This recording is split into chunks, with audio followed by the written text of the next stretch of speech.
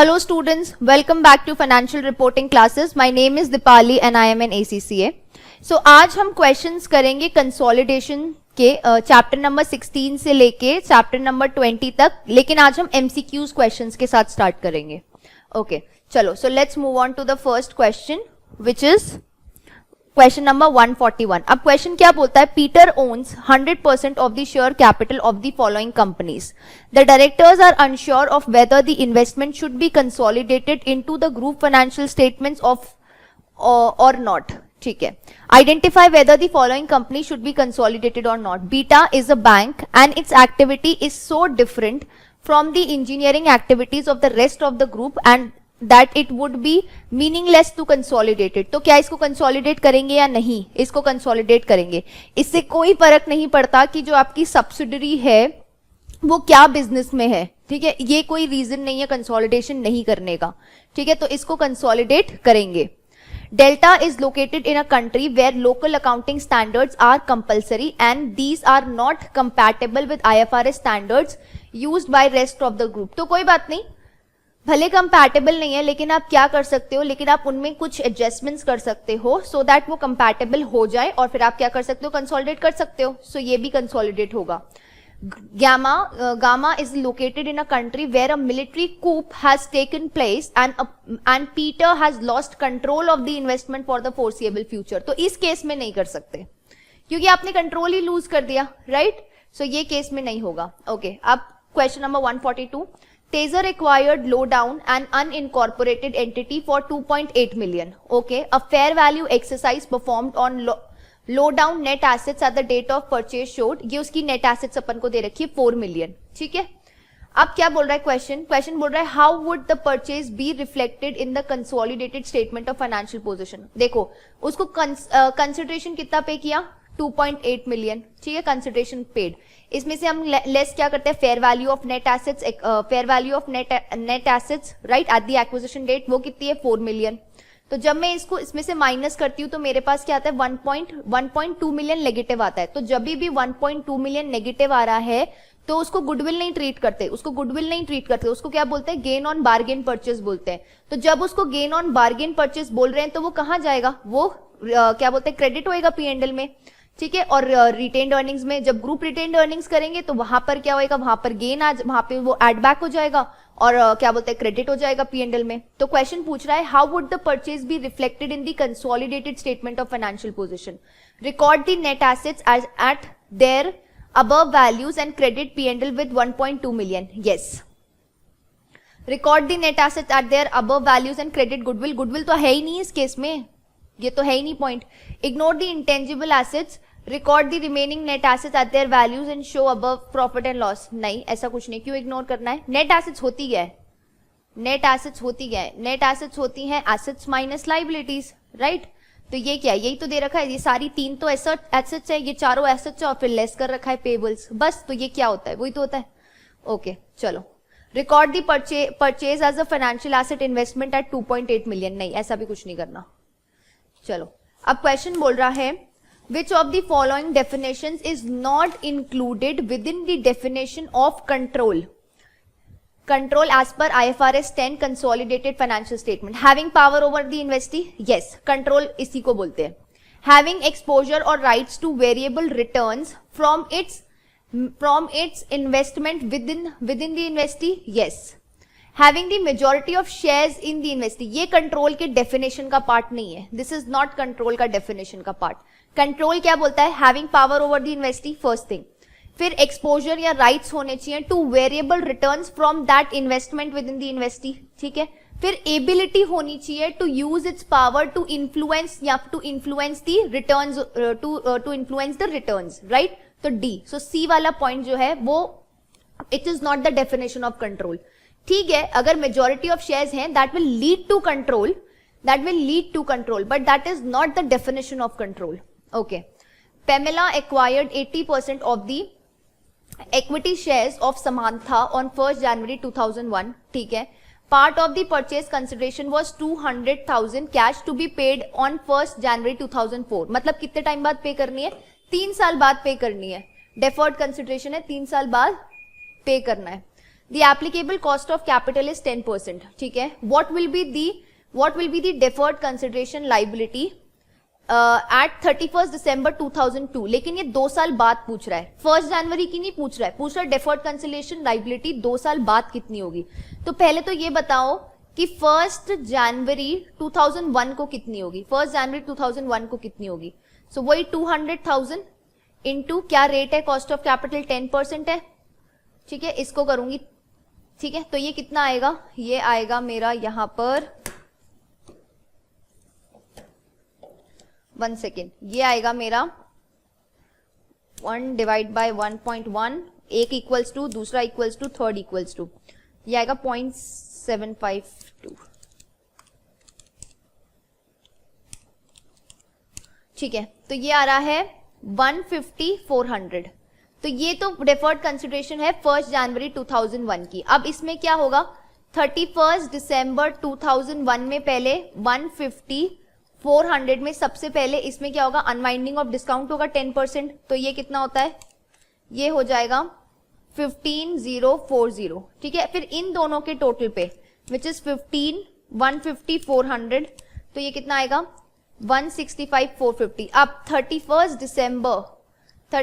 दिसंबर 2002 को इस पे भी 10% ठीक है होगा, 10% का अनवाइंडिंग ऑफ डिस्काउंट. तो वो कितना आएगा, वो आएगा मेरा 181,818, ठीक है. तो ये आ रहा है हमारे पास ऑप्शन, हाँ ऑप्शन नंबर डी. सो डी हमारा क्या है यहाँ पे करेक्ट ऑप्शन है, ठीक है. तो ये क्वेश्चन में ध्यान देना है कि कौन सी डेट दे रखी है. ओके, डेट इंपॉर्टेंट है. इसने पूछा है डेफर्ड कंसिडरेशन लाइबिलिटी कितनी है आपकी एज एट 31 दिसंबर 2002 पूछा है यहाँ पे.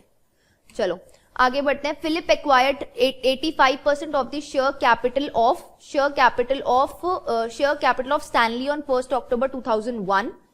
The profit for the year ended 31 December 2001 for Stanley was 36,000, ठीक है. 31 दिसंबर 2001 पे उसका कितना प्रॉफिट है, 36 है. Profits are deemed to accrue evenly over the year, मतलब हर महीने का इक्वल प्रॉफिट है. एट 31 दिसंबर 2001 Stanley statement of financial position showed equity share capital retained earnings दिखा रही है. ये रिपोर्टिंग डेट पे दे रखा है, ठीक है, रिपोर्टिंग डेट पे. What were the net assets of Stanley on acquisition, मतलब ये पूछ रहा है कि 1 अक्टूबर 2001 को कितनी है. तो सिंपल है, इक्विटी शेयर कैपिटल कितना हो गया 200,000, वो तो सेम ही रहेगा. अब रिटेन्ड अर्निंग्स मुझे कितनी दे रखी है, 180 दे रखी है. अब इस 180 में से मैं पुराना 3 महीने का पुराना प्री एक्विजिशन पुराना जो ये पोस्ट एक्विजिशन है वो हटा दूंगी. तो मेरे पास क्या आ जाएगा, पोस्ट एक्विजिशन का जो प्रॉफिट है वो मैं हटा देती हूँ. तो मेरे पास क्या आ जाएगा, मेरे पास प्री एक्विजिशन वाली रिटेन्ड अर्निंग्स आ जाएंगी. सो 36 में से अगर मैं 3/12 करूं तो ये कितना आएगा, तो ये होगा मेरा 180 में से बेसिकली अगर मैं अपना 9,000 माइनस कर दूं तो ये कितना आएगा, 9 है ये, सॉरी 90 नहीं 9,000. तो ये कितना आ जाएगा, ये आ जाएगा 171. सो 171 प्लस 200,000 कितना होता है, ये हो जाएगा 371. सो 371 होगा हमारा आंसर, ठीक है. सो मैंने क्या किया, 3 महीने का जो प्रॉफिट था वो माइनस कर दिया. ये रिपोर्टिंग डेट पे दे रखा है, तो इसमें तो क्या रखा है, पोस्ट एक्विजिशन का प्रॉफिट मैंने माइनस कर दिया, जो कि कितना है 3 महीने, 1 अक्टूबर से लेके 31 दिसंबर तक. ओके, नेक्स्ट क्वेश्चन है. On 30 June 2004 GHI acquired 800,000 of JKL 1 million shares. Okay, उसके 1 million shares एक्वायर किए हैं. GHI ने इशू किया 3 shares for every 4 shares acquired in JKL. ठीक है. On 30 June 2004 the market price of GHI shares was 3.8 and the market price of JKL कितनी थी, 3. GHI agreed to pay 550 in cash to the existing shareholders on 30th June 2005. ये क्या हुआ, deferred consideration हो गया, 1 साल बाद पे करेगा. GHI borrowing rate was 10% per annum. GHI paid professional fees of 100,000 for advice on the consolidation. क्या ये इंक्लूड होगा, क्या ये कॉस्ट ऑफ इन्वेस्टमेंट का पार्ट बनेगा क्या, पहले तो ये बताओ. नहीं, ये नहीं बनेगा. क्यों नहीं बनेगा, क्योंकि ये तो देखो अगर आप एक्वायर नहीं भी करते, ठीक है, अगर आप एक्वायर नहीं भी करते तो भी आप प्रोफेशनल, जो भी प्रोफेशनल बंदा है, लॉयर है, जो भी है, उसको आप ये फीस तो पे करते, क्योंकि आपने उससे क्या लिए, उससे आपने कंसल्टेंसी लिए, एडवाइस लिए कि मुझे एक्वायर करना है कि नहीं करना चाहिए. वो बोलेगा नहीं एक्वायर करना चाहिए, नहीं बोलेगा, लेकिन पैसे तो लेगा ना फिर भी, क्योंकि उसने आपको एडवाइस दी है. ठीक है, वो बोलेगा कि आप एक्वायर करना है तो भी आपको उसको पैसे देने हैं, वो बोलेगा नहीं करना है तो भी आपको उसको पैसे देने हैं, राइट। तो ये तो देने ही है। तो ये क्या होता है, ये तो डायरेक्टली एक्सपेंस आउट हो जाएगा कहां पे, स्टेटमेंट ऑफ P&L में, ठीक है।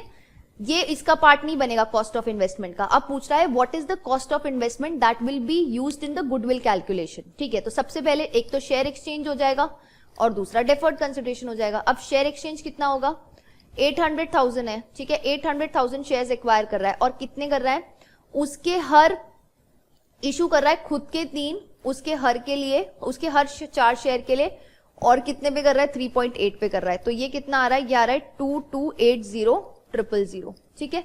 इसमें प्लस करो डेफर्ड कंसिडरेशन, अब कितना है, 550 है, 550 इंटू 1 और 1 साल बाद पे करेगा, ठीक है।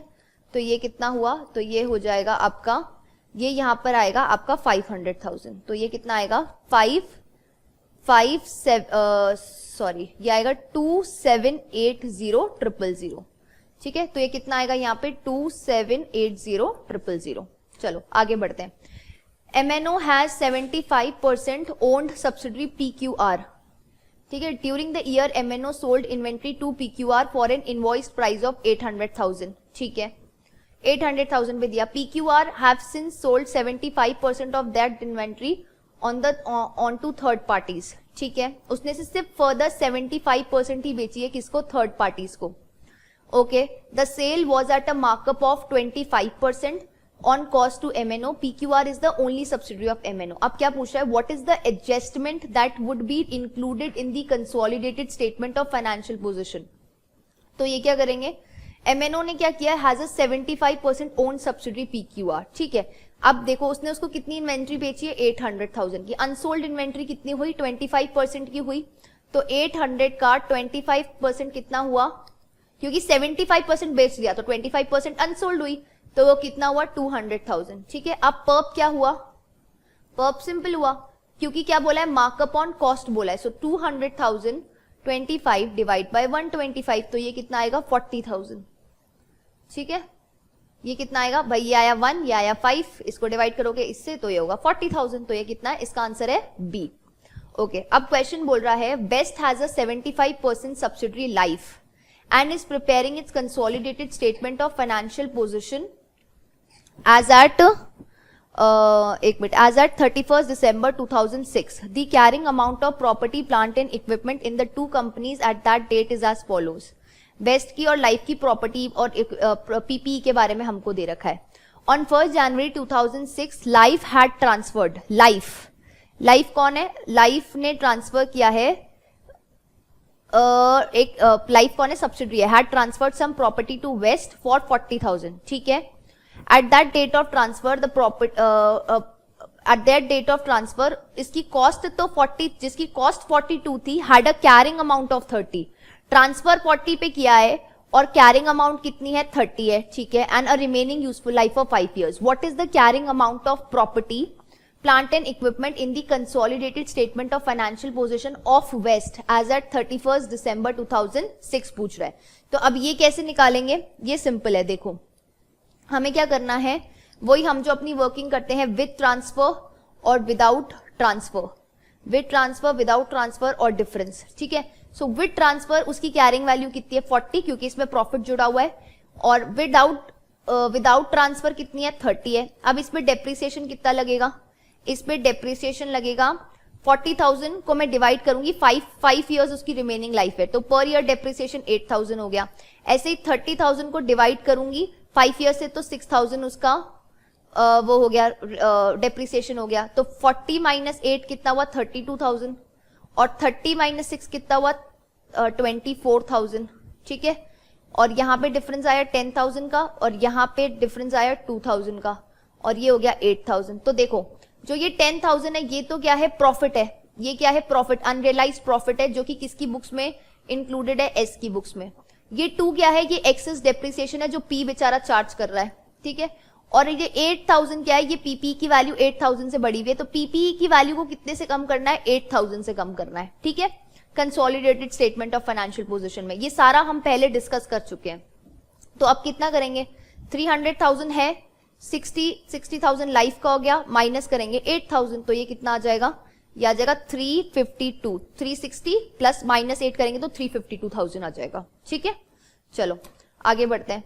Which two of the following situation are unlikely to represent control over an investee. ठीक है, owing 55% and being able to elect four of the 7 directors, ये तो बिल्कुल कंट्रोल है, इसमें कोई वो नहीं है शक। owing 51 but the constitution requires that decisions need the unanimous consent of the shareholders, ये नहीं है। क्यों नहीं है? क्योंकि वो बोल रहा है unanimous consent। unanimous consent का क्या मतलब है? fully in agreement, मतलब आपका जो भी डिसीजन हो वो बाकी सारे के डिसीजन जो और शेयर होल्डर्स है, जो 49% के शेयर होल्डर्स हैं, उनके साथ यूनानिमस होना चाहिए। ऐसा थोड़ी हो सकता है। तो फिर आप अपना क्या कर रहे हो? उनके साथ यूनानिमस में कि आपका क्या रोल है फिर यहाँ पे? भाई आपका सजेशन कुछ और है, उनका सजेशन कुछ और है, राइट? तो ये नहीं है।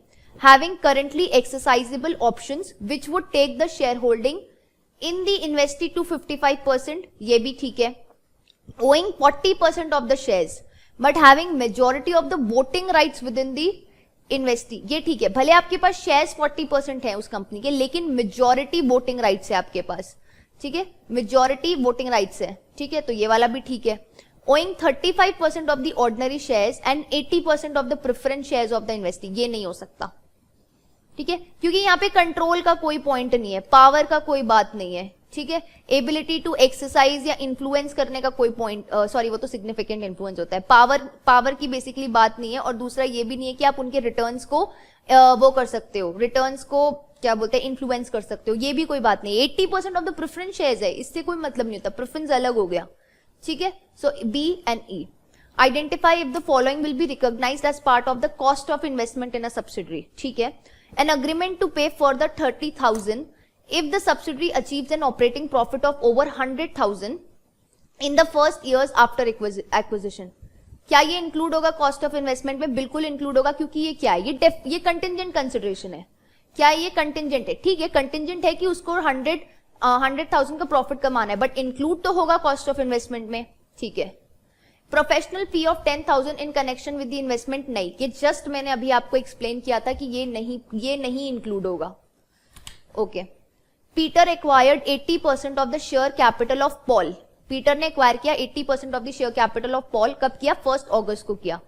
ठीक है, and is preparing its group financial statement for the year 31 दिसंबर 2006। कितने महीने हो गए एक्वायर किए हुए? मतलब 5 मंथ्स हुए।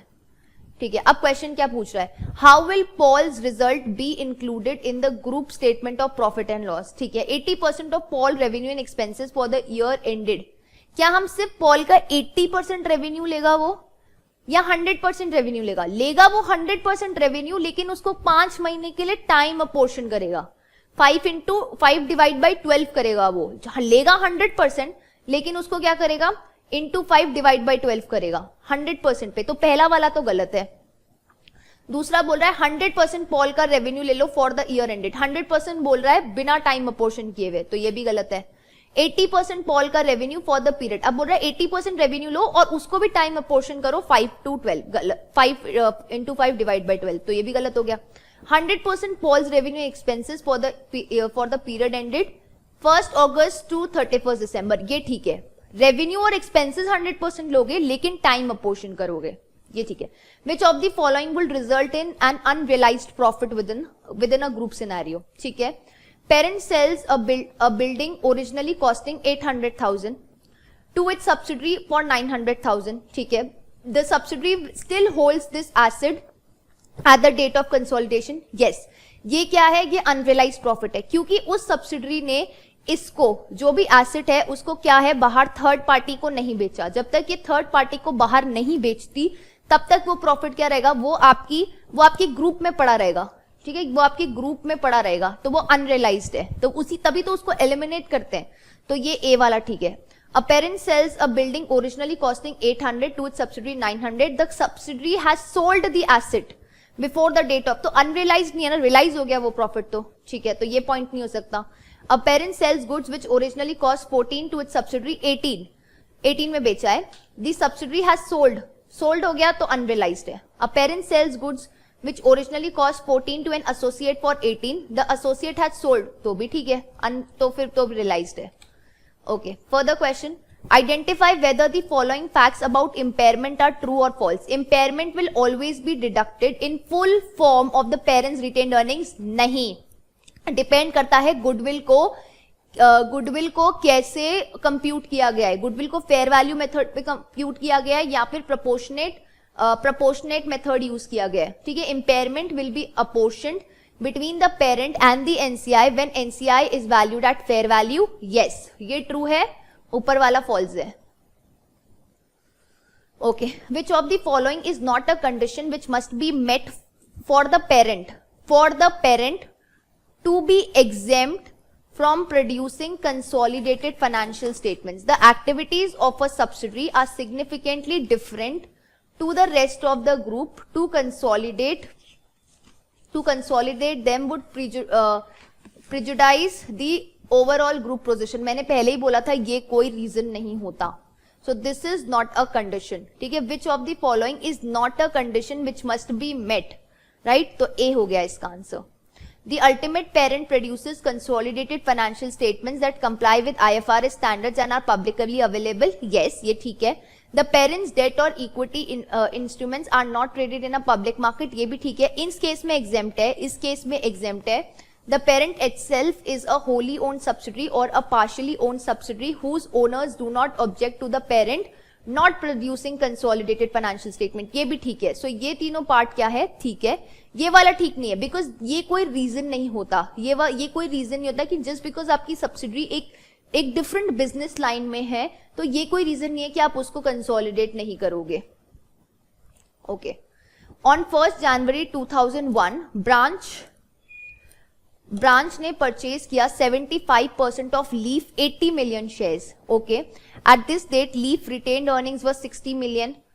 Okay, acquisition date पे the consideration paid for Leaf was 2 branch shares for every 3 Leaf shares purchased plus a cash payment of $1 per purchase share. At the date of acquisition, the value of branch share was 2.5. ठीक है. What is the consideration paid for branch on 1st January 2001? कितना consideration branch ने पे किया है ये पता करना है हमको. तो पहले तो देखो 80 मिलियन शेयर्स एक्वायर करें 75% शेयर्स एक्वायर करें 80 मिलियन के. ठीक है.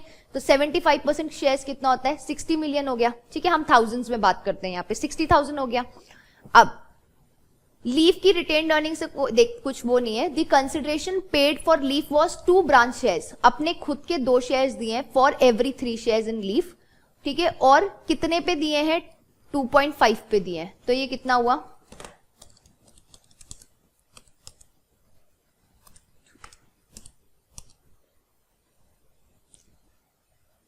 1 सेकेंड. हाँ 40. ये आएगा. ये आ रहा है 100,000. ठीक है.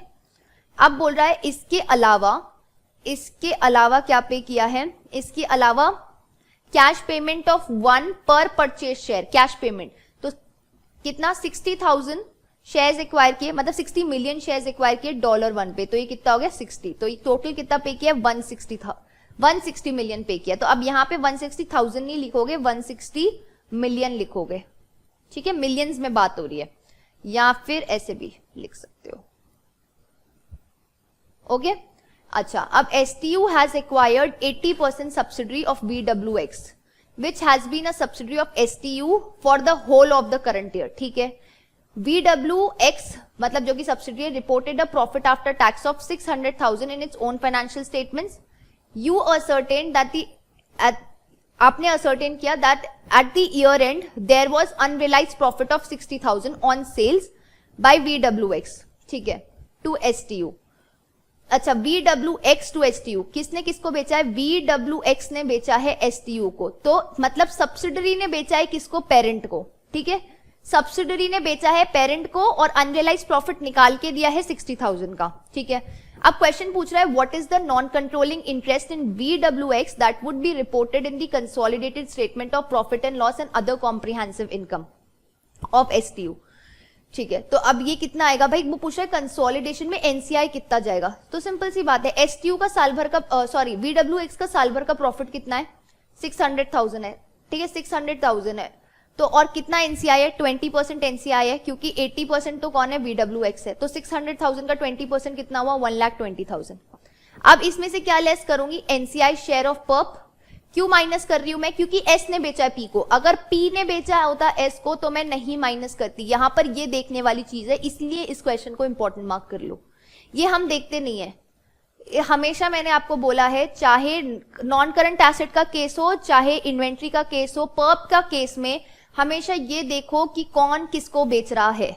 अगर P बेच रहा है S को तो मैं एनसीआई में से नहीं हटाऊंगी, पर S बेच रहा है P को तो एनसीआई में से हटेगा। ठीक है, तो कितना हटेगा, 60,000 है। ठीक है, 60,000 है पर्प मेरा, उसमें एनसीआई का शेयर कितना है, 20%, मतलब 12,000। तो ये 12,000 मैं माइनस करूंगी 120 में से, तो कितना आएगा, 102। ये कितना आएगा, $102,000 आएगा, ओ सॉरी $108,000 आएगा। ठीक है, next, Harry acquired an 80% holding in Style on 1st April 2006.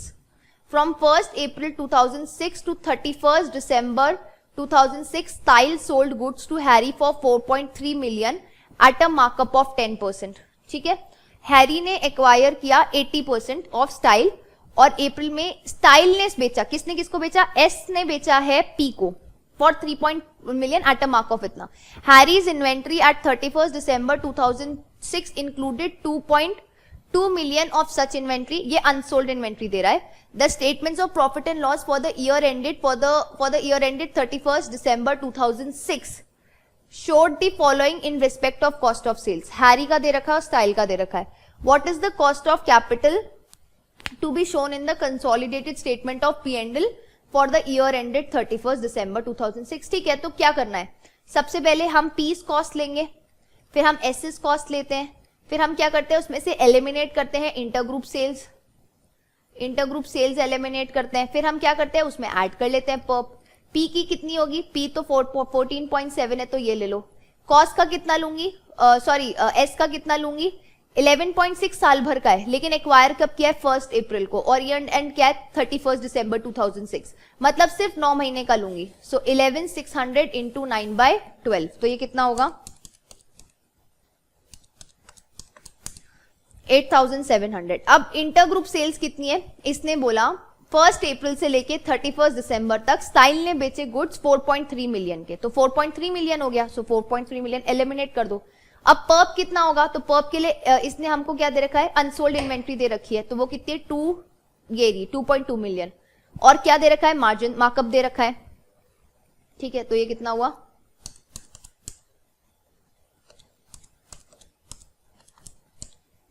तो ये हो गया 200, तो ये 200 ऐड हो जाएगा। अब ये कितना हुआ, करो इसको, 14,700, इसमें प्लस करो 8,700, माइनस करो 4,300, और इसमें प्लस कर दो 200, तो ये आ रहा है 19,300। अब देखो 19,300,000 हमारे पास कुछ ऑप्शन है, ये रहा, तो डी हो गया करेक्ट आंसर। ठीक है,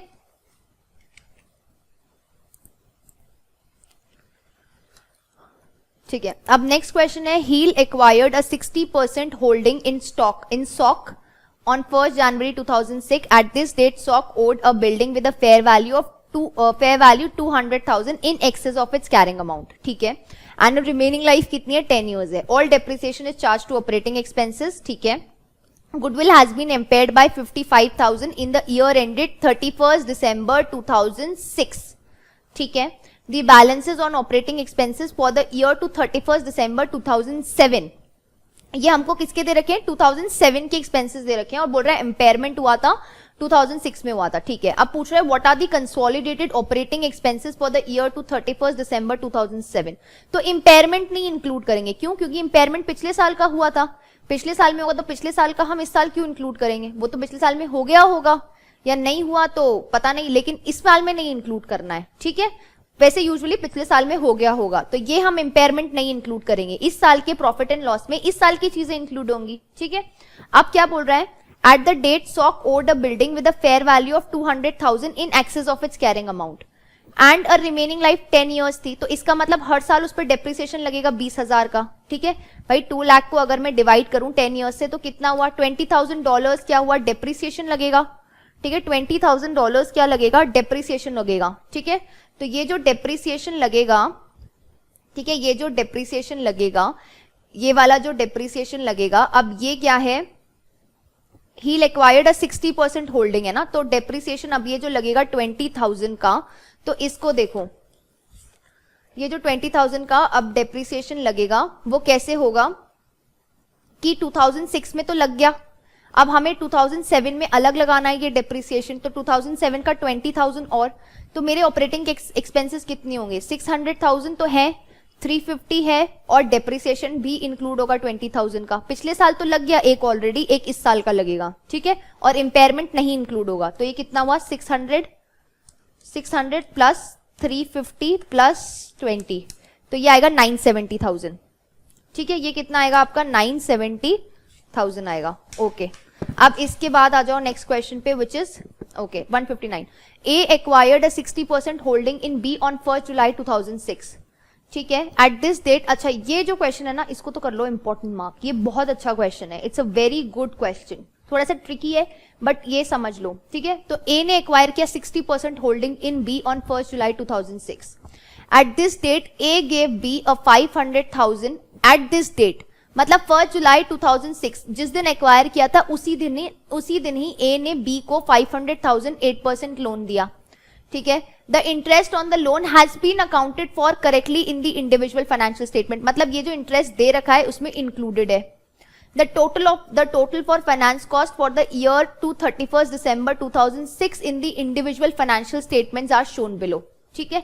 तो ये हमको for the year 31st December, मतलब ये पूरे 12 महीने का, ये इंडिविजुअल 12 महीने का, ये इंडिविजुअल 12 महीने का मुझे फाइनेंस कॉस्ट दे रखा है, लेकिन इस 70,000 में जो बी का 70,000 है उसमें क्या है 6 महीने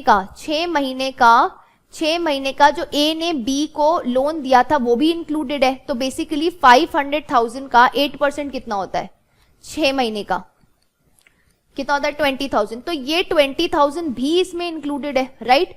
तो इसमें से पहले तो 20,000 इंक्लूड हटाओ, ठीक है, तो ये कितना होता है 50,000 होता है, ठीक है, कितना होता है 50,000 होता है। अब मुझसे क्वेश्चन क्या पूछ रहा है, what are consolidated finance cost for the year to 31st December 2006। तो अब जब हम कंसोलिडेट कर रहे हैं तो सबसे पहले तो हमें क्या करना है, इंटर कंपनी फाइनेंस कॉस्ट है ना, तो एलिमिनेट करना पड़ेगा, राइट। तो मैंने 20,000 को हटाया और एलिमिनेट कर दिया, पहली चीज, ठीक है। तो अब मुझे क्या करना है, इनको कंसोलिडेट करना है, तो कैसे करूंगी, 200,000 तो पी का तो पूरा ही आएगा, ए का मतलब जो हमारा पेरेंट है, और सब्सिडरी का कितना आएगा, सब्सिडरी का 50,000 का 6/12 आएगा, ठीक है। तो ये कितना आएगा 200,000 और ये हो गया 25,000, तो ये कितना आएगा 225,000 आएगा। तो कौन सा आंसर है इसका, आंसर नंबर बी। तो यहां पे ये ध्यान देना है कि जो 50,000 है ये साल भर का है, ये तो वैसे भी 6 महीने का था और इसको एलिमिनेट करना ही पड़ेगा क्योंकि ये क्या है, इंटर कंपनी है, तो इसको एलिमिनेट करना पड़ेगा। चलो अब आगे आ जाओ, identify whether the following would affect the profit attributable to the non controlling interest in the consolidated statement of profit and loss if the non controlling interest is measured at fair value, ठीक है। Identify करो कि weather, okay चलो ठीक है, देखते हैं। अब गुडविल इंपेयरमेंट है, गुडविल इंपेयरमेंट क्या एनसीआई के प्रॉफिट को अफेक्ट करता है, बिल्कुल अफेक्ट करता है, ठीक है। बस ये है कि ध्यान देना है कि कौन से मेथड से हमने फेयर वैल्यू निकाली थी, okay. The parent selling inventory to the subsidiary at a profit of 10,000, all of which remains in the subsidiary's inventory at the year end। कौन किसको बेच रहा है, P बेच रहा है S को, तो क्या NCI को अफेक्ट करेगा, नहीं।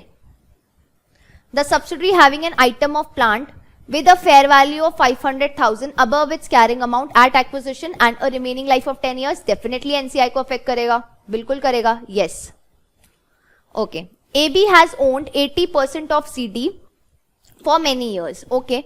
In the current year ended 30th June 2003, AB has reported total revenues of 5.5 million and CD of 2.1 million, ठीक है। ये बोल रहा है AB has reported total revenues of 5.5 million and CD of 2.1 million। AB has sold goods to CD during the year with a total value of 1 million, earning a margin of 20%, ठीक है। Half of these goods remain in the year end inventories। What is consolidated revenue figure पूछ रहा है हमसे, ठीक है।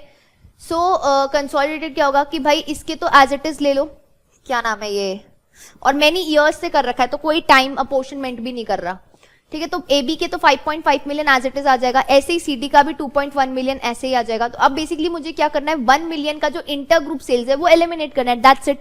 Pulp तो कहाँ ऐड होता है, पर्प तो कॉस्ट में ऐड होता है, यहाँ रेवेन्यूज में थोड़ी होता है, ठीक है। तो ये कितना आएगा 5.5 प्लस 2.1 माइनस 1, ये आएगा 6.6 मिलियन आ रहा है। तो 6.6 दे रखा है, 3 0 दे रखे, तो हम 6, ये करेंगे, ठीक है। चलो अब आ गया, Birdrage brought 30% of Elin on 1 July 2004, ठीक है। Elin statement of profit and loss for the year shows a profit of 400,000, ठीक है। Elin paid a dividend to Birch for 500 on 1 December 2004, ये भी ठीक है। At the year end the investment in Elin was judged to have been impaired by 10,000, okay. अब पूछ रहा है what will be the share of profit from associate shown in consolidated statement of profit and loss for the year ended 31st December। तो सबसे पहले ये जो बरेज है इसका शेयर ऑफ प्रॉफिट कितना है ये निकालना पड़ेगा। तो उसको साल भर का कितना प्रॉफिट हुआ 400,000, उसको एक्वायर किए हुए कितना टाइम हुआ 6/12, और कितना है परसेंट, P का A में कितना शेयर है 30%, ठीक है। तो इतना ही होगा।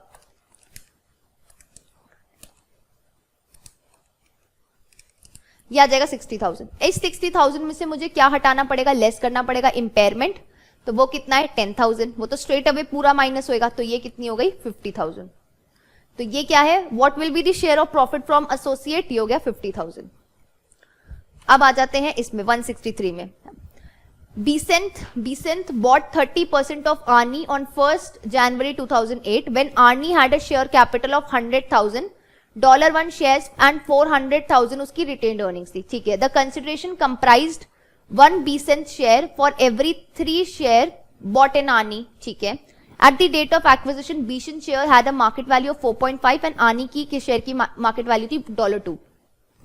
At 31st December 2000 से आर्नी की नेट एसेट्स दे रखी है 460 पे, okay. What is the value of investment in associate shown in consolidated. अब वैल्यू इन एसोसिएट क्या दिखाएंगे, सबसे पहले कॉस्ट ऑफ इन्वेस्टमेंट दिखाओगे कि कॉस्ट ऑफ इन्वेस्टमेंट कितनी है। कॉस्ट ऑफ इन्वेस्टमेंट कैसे निकालोगे, सिंपल है कॉस्ट ऑफ इन्वेस्टमेंट तो कितने शेयर्स उसके एक्वायर किए, 30% शेयर्स एक्वायर किए 100,000 के, शेयर कैपिटल कितनी है 100,000 है, सो 100,000 के 30% शेयर्स एक्वायर किए, ठीक है। और कैसे एक्वायर किए भाई, उसके हर खुद का एक शेयर दिया है फॉर एवरी 3 शेयर, और कितने पे दिया है $4.5 पे दिया है। तो ये कितना हुआ, कॉस्ट ऑफ इन्वेस्टमेंट कितनी हुई आपकी,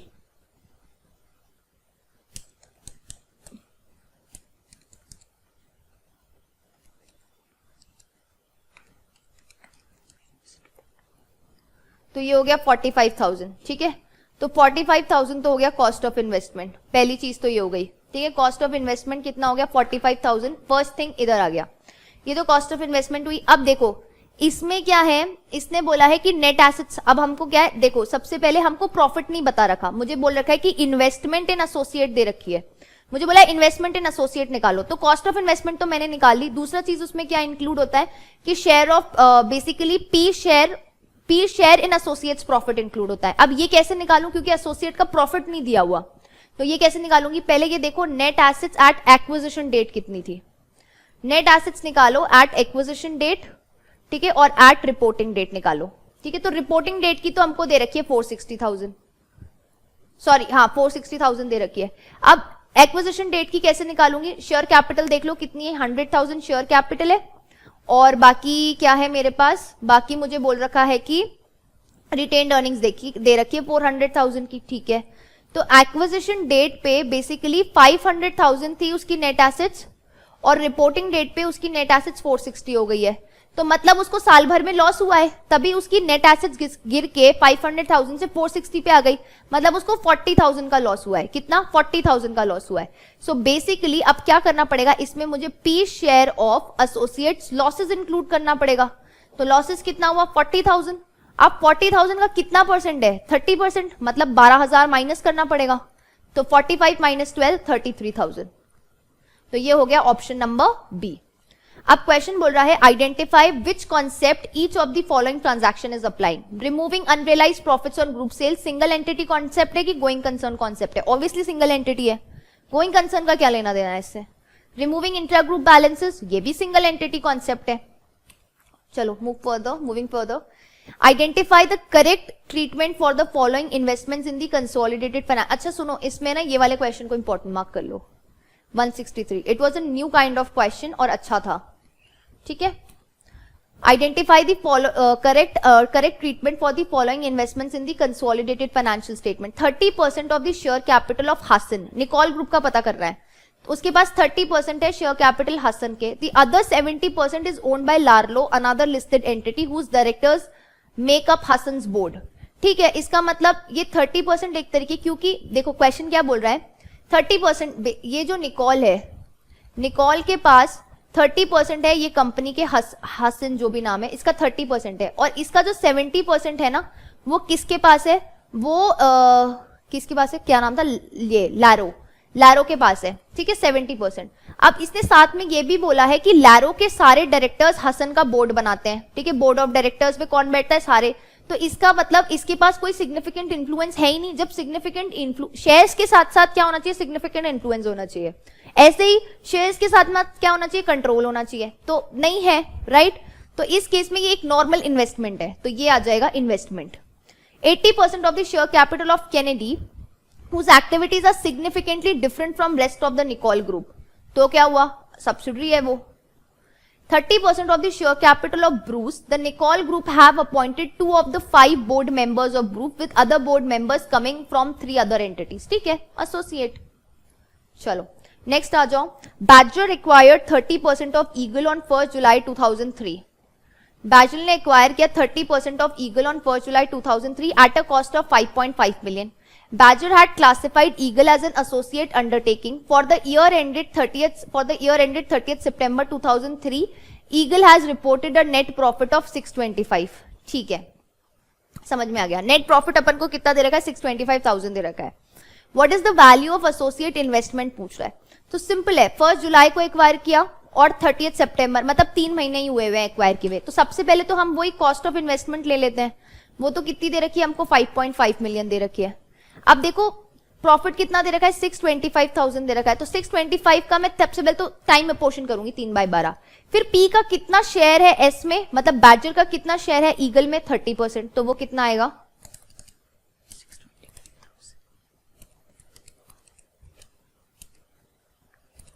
ओके ये आएगा 46,875। तो मैं ऐड कर लूंगी 55,46,875।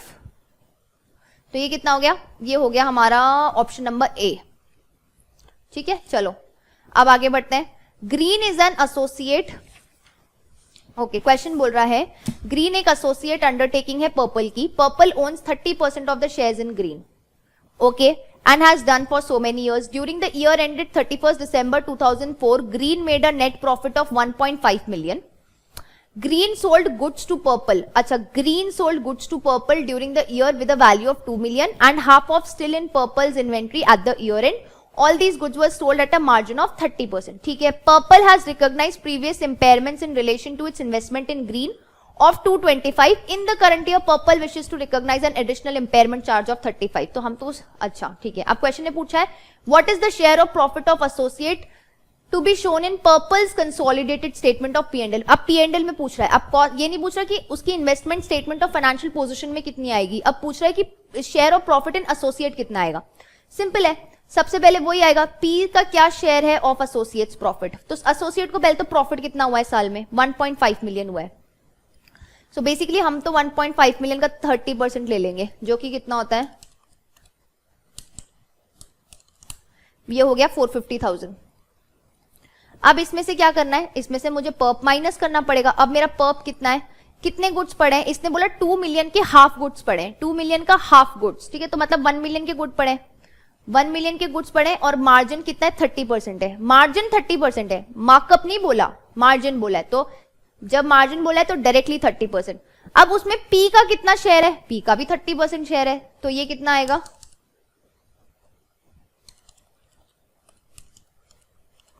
ये आएगा 90,000। तो 90,000 एक तो ये माइनस करूंगी पहली चीज। दूसरी चीज इंपेयरमेंट माइनस करूंगी 35 का, तो अब ये कितना आएगा,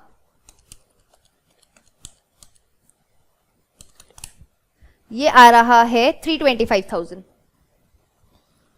ठीक है, अब क्वेश्चन बोल रहा है which of the following statements regarding consolidated financial statements is correct.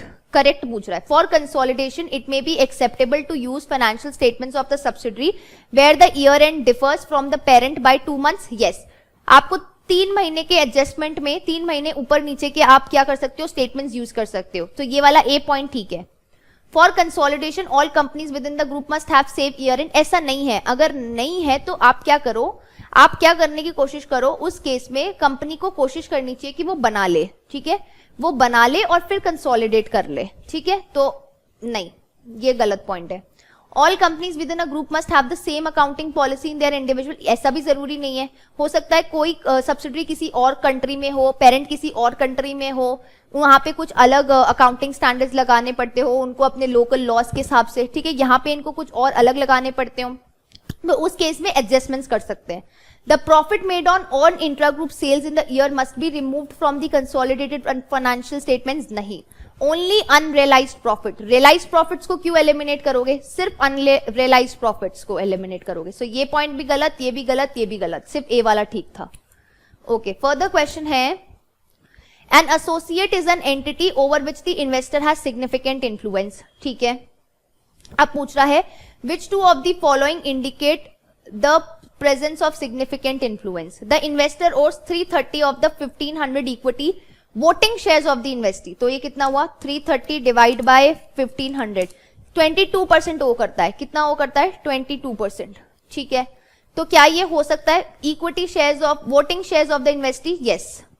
Investor has representation on the board of directors of investee? Yes, मतलब सिग्निफिकेंट इन्फ्लुएंस है, वो उनके फाइनेंशियल और ऑपरेटिंग डिसीजंस में पार्ट ले सकता है। Investor is able to insist that all of the sales of the investee are made to the subsidiary of the investor? नहीं, ये वाला नहीं है, ये नहीं हो सकता। इंसिस्ट कर रहा है, नहीं। The investor controls the votes of majority of the board members, ये भी नहीं हो सकता। Consolidated financial statements are presented on the basis that the companies within the group are treated as if they are a single economic entity, ठीक है। Which two of the following are requirements of preparing consolidated financial statements? All subsidiaries must adopt the accounting policies of the parent in their individual financial statements, ऐसा जरूरी नहीं है। Subsidiaries with activities which are substantially different to the activities of other members of the group should not be consolidated, ये भी नहीं है। All assets and liabilities of subsidiaries should be included at fair value, ये ठीक है। Unrealized profits within the group must be eliminated from the consolidated financial statements, ये भी ठीक है। ओके, क्वेश्चन बोल रहा है the Caddy group acquired 240 of August 800,000 equity shares for $6 per share on 1st April 2004. August profit after tax for the year ended 31st September 2004 was 400,000 on the assumption that August is an associate of Caddy. August क्या है, Caddy का एक associate है। What will be the carrying amount of the investment in August in the consolidated statement of financial position? ठीक है, सबसे पहले क्या लिखेंगे, वही कॉस्ट ऑफ इन्वेस्टमेंट। देखो कितनी है कॉस्ट ऑफ इन्वेस्टमेंट इस केस में, कितनी होगी, देखो 240 शेयर्स उसके एक्वायर कर रहा है, ठीक है, और कितने पे कर रहा है, $6 पे। तो ये तो हो गया कॉस्ट ऑफ इन्वेस्टमेंट, ये आएगा 1440, ठीक है।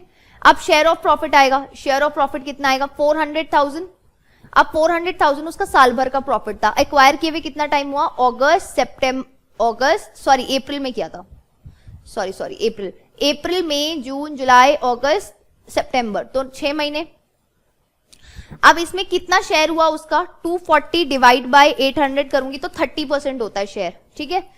कितना शेयर हुआ कैडी का अगस्त में, 240 डिवाइड बाय 800 करूंगी तो कितना आएगा, 30%। तो ये 30% कर दो इसको, तो ये कितना आएगा,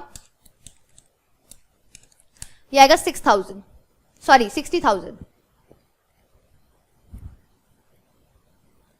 तो ये कितना आ जाएगा, ये आ जाएगा 1500। Option number B. चलो moving further, on 1st January 2004 Viagam acquired 80% of the equity share capital of Gresa. Extracts of the financial statements of profit and loss for the year ended 30th September अपन को दे रखे है, revenue दे रखा है, cost of sales दे रखी है। तो अब देखो एक्वायर किए हुए कितना टाइम हुआ, ईयर एंड हुआ है उसका 30th September, एक्वायर किया 1st January, मतलब मिड ईयर एक्विजिशन है, 9 महीने पहले एक्वायर किया है। Sales from Viagam to Gresa throughout the year ended 30,000 throughout the year to 30th September had consistently been 800,000 per month. ठीक है, पर मंथ की दे रखी है, तो 9 महीने की इंटरग्रुप सेल्स में से एलिमिनेट होगी, कॉस्ट ऑफ सेल्स में से पूछ रहा है ना, कॉस्ट ऑफ सेल्स पूछ रहा है. Okay, Viagam made a markup on cost of 25% on these sales. Gresa has 1.5 million of these goods in inventory as at 30th September 2004. So simple है. अब क्या क्या करना है हमको, निकालना है what would be the cost of sales in Viagam's consolidated statement of profit and loss for the year ended 30th September. ठीक है, सबसे पहले वीस का कॉस्ट देख लो कितना है, 51,200. ठीक है, और ग्रेसा का कितना है, ग्रेसा का 26 है, लेकिन हम तो 26 का सिर्फ 9/12 लेंगे. 26,000 का कितना लेंगे, सिर्फ 9/12. क्यों, क्योंकि मिड ईयर एक्विजिशन है, तो 19,500 लेंगे. अब इसमें से इनकी इंटरग्रुप सेल्स क्या करनी पड़ेगी, एलिमिनेट करनी पड़ेगी, तो वो कितनी होगी, 800,000 इंटू 9 मंथ्स, तो कितना हुआ 24, नहीं ये होएगा 702,000 एलिमिनेट होगी, और प्लस करना पड़ेगा पर्प, और पर्प कितना होगा, 1.5 मिलियन अनसोल्ड इन्वेंट्री हो गई 25% मार्कअप पे, 25 डिवाइड बाय 125, तो ये कितना होगा 300, तो 300 ऐड बैक हो जाएगा. अब देखो कितना आ रहा है, सो 51,200 प्लस 19,500 माइनस 7,200 और प्लस 51,200 प्लस 19,500 माइनस 7,200 प्लस 300, तो ये आ रहा है 30. No, I am doing some mistake over here, रुक जाओ एक सेकेंड. 51,200 प्लस 19,500 माइनस 7,200 प्लस, यहां ये आ रहा है 63,800. ठीक है, कितना आ रहा है 63,800. ठीक है, अब आगे आ जाते हैं. Okay, fact question.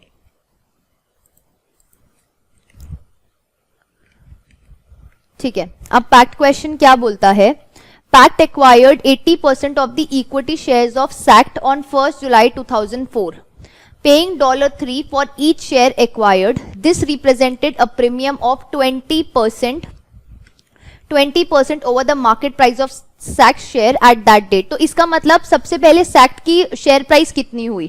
ठीक है, तो ये बोल रहा है कि जो ये 3 है ना, $3, ये क्या करता है, रिप्रेजेंट करता है a premium of 20% over the market price of सैक्ट. तो इसका मतलब अगर मैं सेक्ट की प्राइस को x मान लेती हूँ, उसमें ये 20% का प्रीमियम जोड़ देती हूँ, तो मेरे पास पैक्ट की प्राइस आ जाएगी कितनी, $3. तो इसका मतलब ये कितनी हुई, ये आएगी मेरे पास $2.5. तो इसका मतलब सैक्ट की यहाँ पे शेयर प्राइस कितनी हो गई, $2.5 हो गई.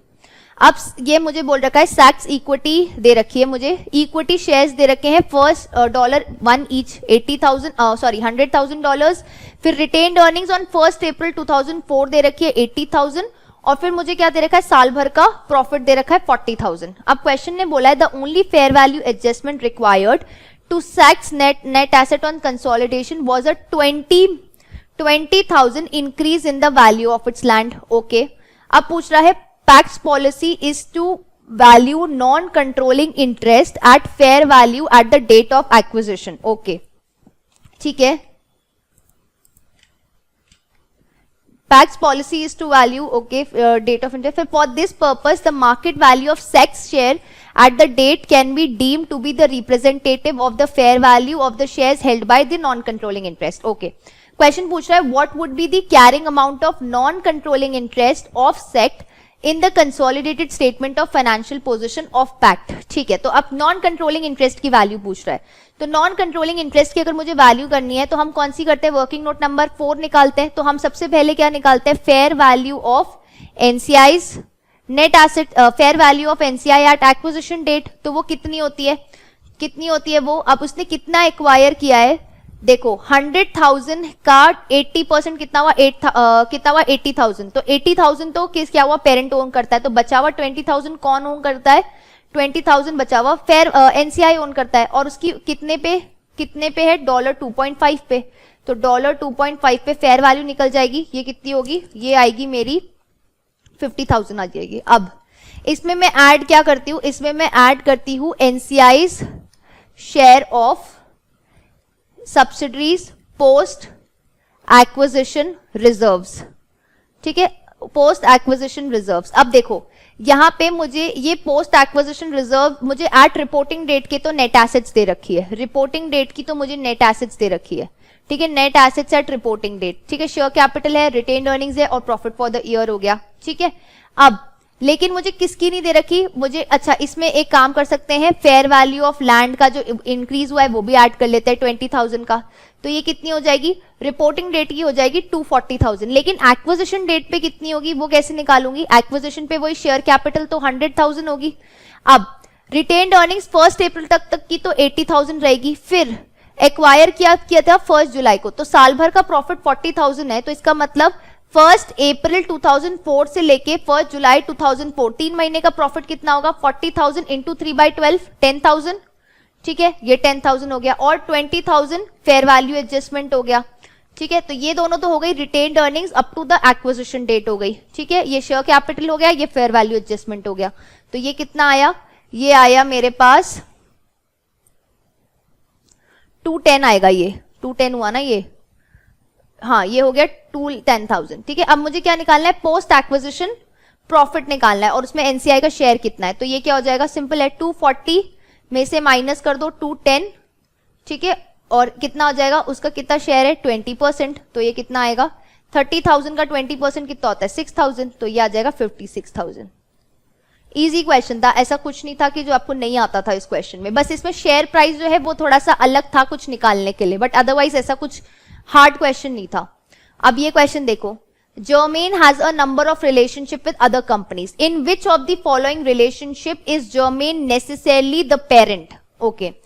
Fall has 50,000 non-voting and 100,000 voting equity shares in issue with each share receiving the same dividend. चाहे voting है चाहे non-voting है, दोनों को same dividend मिलता है. Germain owns all of Fall's non-voting shares and 40 of its voting shares. पर voting shares तो नहीं है उसके पास, वोटिंग शेयर्स ही नहीं है उसके पास, 40% ही है इसका मतलब, तो 40% ये तो कंट्रोल नहीं है, नॉन वोटिंग है, नॉन वोटिंग तो मतलब प्रेफरेंस की बात कर रहा है वो, ठीक है, वोटिंग वाले तो ऑर्डिनरी शेयर्स होते हैं, तो ये तो नहीं है, तो 40% है, तो पहला केस तो नहीं है, पेरेंट नहीं हो सकता इस केस में। Kip has 1 million equity shares in issue of which Germaine owns 40%, ठीक है, जर्मेन के पास 40% है। Germaine also own $800,000 out of $1 million 8% convertible loan notes issued by KIP. These loan notes may be converted on the basis of 40 equity shares for each $100 loan notes. लेकिन future में इसके पास option है Germaine के पास, although यहाँ पे 40% है, लेकिन future में जर्मेन के पास एक ऑप्शन है कि वो क्या बोलते हैं, जो $800,000 है उसको क्या हो कर सके, $800,000 के लोन नोट्स को वो इक्विटी शेयर्स में कन्वर्ट कर सकता है। तो कितने शेयर्स में कन्वर्ट होंगे, देखो 800,000, ठीक है, 800,000। अब ये बोल रहा है कि हर $100 पे इसको 40 शेयर्स मिल जाएंगे, तो ये कितना हो जाएगा, अगर उसको मतलब इसको आगे 3,20,000 और मिल जाएंगे, तो अभी उसके पास कितने हैं, देखो अब देखो ऑलरेडी 1 मिलियन इसने इश्यू कर रखा है, जब मान लो वो शेयर्स कन्वर्ट हो जाते तो 320 यहां पर ऐड हो जाएगा, तो इसके टोटल शेयर्स हो जाएंगे 1320,000, ठीक है, और इसके जर्मेन के कितने शेयर्स हो जाएंगे, जर्मेन के पहले ऑलरेडी 400,000 का है और 320 और मान लो, और ये डिवाइड कर लो तो ये ऐड कर लो सॉरी, तो ये कितना हो जाएगा 720 हो जाएगा। तो अब देखो उसकी शेयर होल्डिंग कितनी हो जाएगी, 720 को अगर मैं डिवाइड करूं 1, तो अब उसकी शेयरिंग जो है 55% हो जाती है। अब जो उसकी होल्डिंग है वो कितनी हो जाती है, 55% हो जाती है। तो इस केस में वो क्या है, इस केस में वो पेरेंट है, राइट, क्योंकि उसके पास एक ऑप्शन तो है ना कन्वर्ट करने का, तो ये वाला ऑप्शन ठीक है, सेकंड वाला। फिर क्या बोलता है, Germaine owns 49% of the equity shares in Poly and 52% of its non redeemable preference shares, ठीक है। As a result of these investment Germaine receives variable returns from Poly and has the ability to affect these return through its power over in Poly. तो ये तो अपन को साफ साफ खुद ही बोल रहा है, तो second and third which is option number C. Okay. Wilmzo acquired 80% of the equity shares of Zeta on 1st April 2004 when Zeta's retained earnings were 200,000, ठीक है। ओके, अब बोल रहा है during the year ended 31st March 2005 Zeta purchased goods from Wilmzo totaling 320 At 31st March 2005, one quarter of these goods was still in the inventory of Zeta. Okay, Vimzo applies a markup on cost of 25%. अब question पूछ रहा है at 31st March 2005 the retained earnings of Vimzo and Zeta were 450 and 340 respectively. ठीक है. What would be the amount of retained earnings in Vimzo's consolidated statement of financial position as at 31st March 2005? तो अब इस question में क्या पूछ रहा है वो हमसे? इस क्वेश्चन में वो ये पूछ रहा है कि इन दोनों का बेसिकली ये इन दोनों का वो क्या है, ग्रुप रिटेन्ड अर्निंग्स पूछ रहा है. तो ग्रुप रिटेन्ड अर्निंग्स हमारा कौन सा होता है? वर्किंग नोट नंबर 5 होता है. ठीक है. सो वर्किंग नोट नंबर 5 से अगर मैं बात करूं, सबसे पहले हम क्या करेंगे, पी की रिटेन्ड अर्निंग्स तो एज इट इज लिख लेंगे, जो कि कितनी दे रखी है? 450 दे रखी है. ठीक है. इसके बाद मैं क्या करती हूं, मैं लिखती हूं P share of subsidiaries, P share of subsidiaries post acquisition profit, post acquisition reserves. तो उसके लिए नेट एसेट्स निकालने पड़ते हैं. तो निकालो नेट एसेट्स. तो नेट एसेट्स कितने होंगे उसके? अगर नेट एसेट्स होंगे कितने होंगे? अब देखो 80% है. ठीक है. 80% तो ये हो गया. और मुझे ओपनिंग रिटेन्ड अर्निंग देख रखी है 200. तो अगर ओपनिंग रिटेन 200 है, ठीक है, और शेयर कैपिटल नहीं है, कोई बात नहीं, शेयर कैपिटल वैसे भी दोनों में सेम रहती है. तो ओपनिंग रिटेन अर्निंग 200 है, क्लोजिंग रिटेन 340 है. तो इन दोनों का डिफरेंस कितना हुआ? 140. 140 का कितना परसेंट वो करती है? वो 80% करती है. तो ये कितना होगा? 140 का 80% कितना होता है? 112. तो 112 क्या हो जाएगा? उसका पोस्ट एक्विजिशन प्रॉफिट हो जाएगा. ठीक है. अब इसमें से लेस क्या करना पड़ेगा? पर्प लेस करना पड़ेगा. ठीक है. अब पर्प इसमें से लेस होगा. कौन किसको बेच रहा है?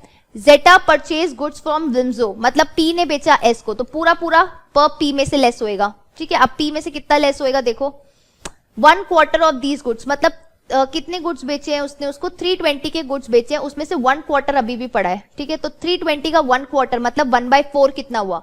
सो 320 का 1/4 होता है 80,000. 80,000 के गुड्स उसके पास पड़े eight a markup on cost 25. तो इंटू 25 डिवाइड बाय 125 कितना होता है?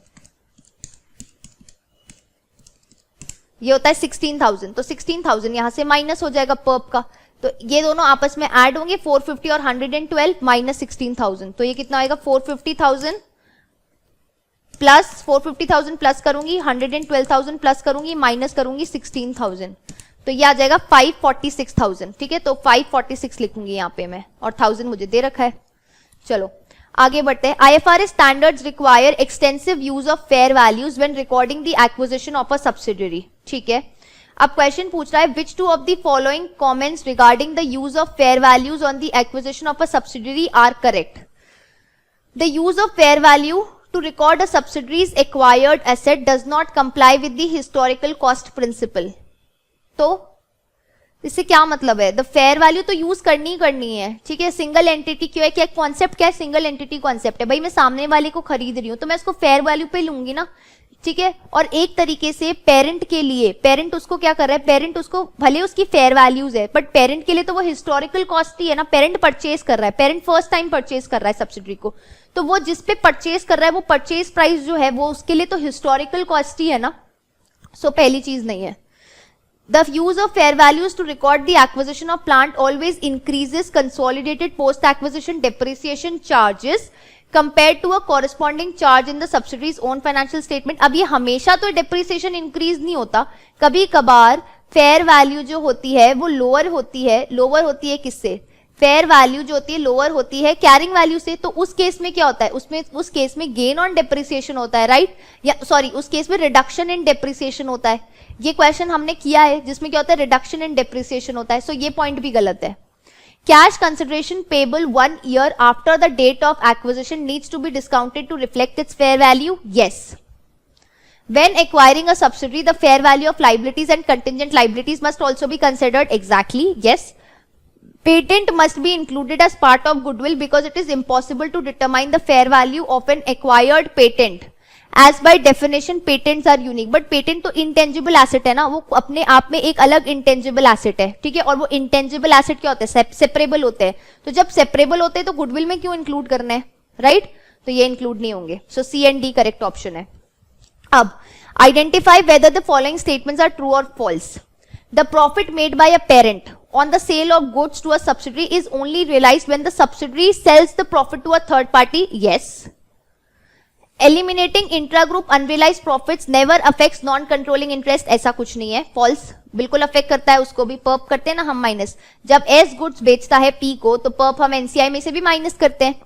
The profit element of goods supplied by parent to an associate and held in year inventory must be eliminated in full, नहीं कभी भी इन फुल नहीं एलिमिनेट करते, हम करते हैं कि पी का कितना शेयर है एसोसिएट में, 30% है तो हम पर्प को 30% से मल्टीप्लाई करते हैं, 40% है तो पर्प को 40% से अप्लाई करते हैं, तो ये गलत है। Next question, Johnson paid $1.2 million for a 30% investment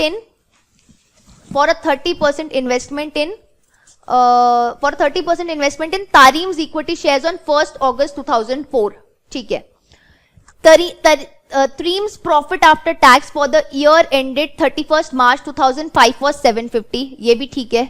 On 31st March 2005, Tareem had 300,000 goods in its inventory which it had bought from Johnson in March 2005, ये भी ठीक है। These had been sold by Johnson at a markup on cost of 20%. Tareem has not paid any dividends. Okay. On the assumption that Tareem is an associate of Johnson, what would be the carrying amount of investment in Tareem in the consolidated statement of financial position of Johnson as at 31st March 2005? Okay. अब पूछ रहा है कि on the assumption that Tareem associate है, पूछ रहा है carrying value कितनी होनी चाहिए कंसोलिडेटेड, मतलब बेसिकली हमसे पूछ रहा है इन्वेस्टमेंट इन एसोसिएट पूछ रहा है वो, ठीक है। इन्वेस्टमेंट इन एसोसिएट के लिए सबसे पहला पॉइंट क्या होता है, कॉस्ट ऑफ इन्वेस्टमेंट होता है। कॉस्ट ऑफ इन्वेस्टमेंट हमको क्लियरली दे रखा है 1.2 मिलियन, ठीक है। फिर सेकेंड चीज क्या होती है, P's share of associates profit, ठीक है। तो एसोसिएट का प्रॉफिट देखो कितना है, अब उसको साल भर का प्रॉफिट है 750,000, अब मैं 750 साल भर का है, लेकिन मैं तो देखूंगी ना एक्वायर कब किया है, तो अगस्त 1 में एक्वायर किया और ईयर एंड हो रहा है 31 मार्च, तो अगस्त टू मार्च कितना होता है 8 महीने, अगस्त सितंबर अक्टूबर नवंबर दिसंबर जैन फेब मार्च 8 मंथ्स, सो 8/12। अब कितना एक्वायर किया है, 30% एक्वायर किया, तो सिर्फ वही इंक्लूड करूंगी, तो ये कितना होगा 750 इंटू 8 डिवाइड बाई 12 का 30%, तो यह आ जाएगा 150,000, तो 150,000 तो ये हो गया। अब इसमें से मुझे क्या करना है, इसमें से मुझे लेस करना पड़ेगा, Tareem had 300 goods in inventory, pulp less करना पड़ेगा, पर्प लेस करना पड़ेगा, तो पर्प कितना निकलेगा 300,000 इंटू 20 डिवाइड बाई 120, उसका भी कितना परसेंट 30%, क्योंकि पी कितना शेयर है 30% है, तो ये करना पड़ेगा, ये आएगा 15,000। तो अब बताओ ये कितना आया, सो 1200 प्लस 150 माइनस 15, ये आएगा 1335,000, ठीक है। अब नेक्स्ट क्वेश्चन पूछ रहा है, on 1st January 2004 Piaggio acquired 80% of the equity share capital of Strecca, ठीक है। Extracts of their statements of financial position for the year ended 31st December 2004 are, मुझे रिसीवेबल्स दे दिए दोनों के, ठीक है। अब eight 31st December 2004 Strecca recorded a payable to Piaggio at 3 million। अब देखो इसकी बुक में पेबल आ रहा है कितना 3 मिलियन, ठीक है, which did not agree to Piaggio's receivable balance due to 1 million cash in transit. इसका मतलब क्या हुआ कि Piaggio के ये जो भी नाम है Piaggio जो भी है, इसके बुक्स में रिसीवेबल कितना है, इसके बुक्स में रिसीवेबल 4 मिलियन है। क्यों, क्योंकि वो बोल रहा है receivable balance due to 1 million cash in transit, due to 1 million. अब इसका 3 मिलियन आ रहा है, इसका 4, इसने क्या किया 1 मिलियन का कैश इसको भेज दिया, पर इसने रिसीव नहीं किया, कैश इन ट्रांजिट है वो। तो अब सबसे पहले ये Piaggio क्या करेगी, ये डेबिट करेगी कैश को और रिसीवेबल्स को कम करेगी, तो कितनी हो जाएगी 1 मिलियन से पहले तो वही एंट्री पास करेगी, ठीक है। तो इसका मतलब इसके रिसीवेबल्स अब कितने पे आ जाएंगे 3 मिलियन पे आ जाएंगे 4 मिलियन से, ठीक है। अब फिर क्या करना पड़ेगा, इसको एलिमिनेट करना पड़ेगा। अब इसको क्या करना पड़ेगा, फिर वो 3 मिलियन एलिमिनेट करना पड़ेगा। तो रिसीवेबल्स कितना है 64,600, इसमें ऐड करेगी 38,000 स्ट्राटा के, फिर इसमें से माइनस करेगी, सबसे पहले 1 मिलियन की एंट्री पास करेगी, उसको लिखेगी कैश इन ट्रांजिट, फिर माइनस करेगी 3 मिलियन और उसको लिखेगी इंटर ग्रुप अकाउंट्स। तो ये कितना होगा बेसिकली 4 मिलियन। अब ये कितना आएगा 38,000, ये आएगा आपका 98,600। हमेशा ये ध्यान रखो, सबसे पहले रिसीवेबल्स और पेबल्स के बैलेंस को एक मार्क पे लेके आओ और उसके बाद एलिमिनेशन करना है। मैंने पहले क्या किया, ये 4 मिलियन को मैं 3 मिलियन पे लाई, ठीक है, तो मैंने ऐसे लाई, माइनस किया ये वाली एंट्री पास करके, फिर जब दोनों सेम उस पे आ गए फिर मैंने एलिमिनेट किया, ठीक है। चलो नेक्स्ट क्वेश्चन करते हैं। अच्छा, अब क्वेश्चन बोलता है identify whether the following statements are true or false. It is if a subsidiary is disposed of on the last day of the reporting period, then its assets and liabilities must still be included in the consolidated statement of financial position. नहीं, गलत है। क्यों include करेंगे? Dispose of कर दिया तो बस फिर डिस्पोज हो गया। The gain or loss arising on the disposal of a subsidiary in the consolidated financial statement is recorded in other comprehensive income. किसने बोला? P&L में तो होता है रिकॉर्ड, ये भी गलत है। Joanna acquired 100% of Sydney on 1st January 2004, ठीक है, paying 5 million cash, 5 मिलियन तो कैश दिया, इंक्लूडिंग 200 प्रोफेशनल फीस। ये जो 5 मिलियन कैश दिया है ये इंक्लूड करके है 200,000 की प्रोफेशनल फीस, ठीक है। जोहाना also paid agreed to pay 10 million on 1st January 2006. Joanna has a cost of capital of 10%, ठीक है। क्वेश्चन पूछ रहा है identify the components to be included with in the calculation of goodwill for the acquisition of Sydney company for the year ended 31 December 2004। Consideration to be included in goodwill कितना होगा? Cash consideration of 5 million या cash consideration of 4.8 million? खुद बताओ। 5 million की 4.8 million, 4.8 million, क्योंकि 200,000 आपका P&L में expense out हो जाएगा ये। This has nothing to do with your cost of investment in the subsidiary, right? So या और even in associate, तो ये इंक्लूड होगा, ठीक है। पहला deferred cash consideration of 8.3 million और deferred cash consideration of 19.1 million, तो कैसे निकालोगे? 10 million अभी पे करना है, ठीक है, और कॉस्ट ऑफ कैपिटल कितनी है? 10% है, तो इसको करोगे 2, जब इसको 2 से इंटू करोगे तो ये आएगा 10 मिलियन इंटू 0.83, तो ये आएगा आपका 8.3 मिलियन, तो ये वाला, ठीक है। ये दो करेक्ट ऑप्शंस है आपके। अब क्वेश्चन पूछ रहा है the Garden group has a reporting date on 31 December 2003. On 30th December 2003, the group disposed of its 80% holding in the ordinary shares of Shed for 10 million in cash. ठीक है, 10 million में dispose of किया है। The disposal of Shed constitutes a discontinued operation. The following information relates to Shed. Goodwill दे रखी है disposal पे, net assets दे रखी है डिस्पोजल पे, और नॉन कंट्रोलिंग इंटरेस्ट दे रखा है डिस्पोजल पे, ठीक है। What should be recorded as the profit or loss on disposal in the consolidated statement of profit and loss for the year ended 31st December 2003? तो ये तो सिंपल है, कितने में किया? 10 मिलियन में डिस्पोज ऑफ किया है, सबसे पहली चीज। अब दूसरी चीज क्या करनी पड़ेगी आपको? क्या करना है? सबसे पहले गुडविल, गुडविल क्या होती है? गुडविल 2, ठीक, एलिमिनेट करनी है, ठीक है। नेट एसेट्स को क्या करते हैं? उसको भी एट डिस्पोजल ऐड कर लेते हैं, फिर इसमें से लेस करते हैं नॉन कंट्रोलिंग इंटरेस्ट, जो कि कितना होगा? 3, तो ये कितना आएगा? 29 minus 3, 8 million, sorry basically 8 million eliminate करना है, तो प्रॉफिट कितना हुआ? 2 मिलियन का प्रॉफिट हुआ, ठीक है, 2 मिलियन का प्रॉफिट हुआ, तो ये कितना आएगा? Profit of 2 million. ये क्वेश्चन बहुत किया है हमने जब ग्रुप डिस्पोजल्स हमने किया था। अब क्वेश्चन बोलता है wind purchased 80% of the ordinary shares of snow for 2 million many years ago and holds the investment in its individual statement of financial position at cost. On 30th September 2003, Wind disposed of its shares in Snow for 10 million in cash. ठीक है, what is the profit arising on the disposal of the shares that will be reported in Wind's individual statement of profit and loss for the year ended 30th September 2003? तो ये वाला तो simple है, individual में तो कुछ नहीं करना होता। इंडिविजुअल में सिंपल सी बात है, कितना कंसिडरेशन पे किया या सेल प्रोसीड्स कितनी है? 8 मिलियन है सेल प्रोसीड्स, सॉरी 10 मिलियन है सेल प्रोसीड्स, ठीक है। उसमें से आप ये मान लो, आपको तो सिंपल है कि इन्वेस्टमेंट कितने पे? इन्वेस्टमेंट 4 मिलियन पे, तो इसका मतलब 6 मिलियन का प्रॉफिट हो गया, 6 मिलियन लिख दो इधर, बस दैट्स इट। इंडिविजुअल में कुछ नहीं करना होता, ठीक है। चलो अब हम बाकी क्वेश्चंस जो हैं वो अब हम नेक्स्ट क्लास में करेंगे। इस क्लास को मैं इधर ही वाइंड अप करती हूँ। So hope to see you in the next class now. Bye bye, take care, have a good day ahead.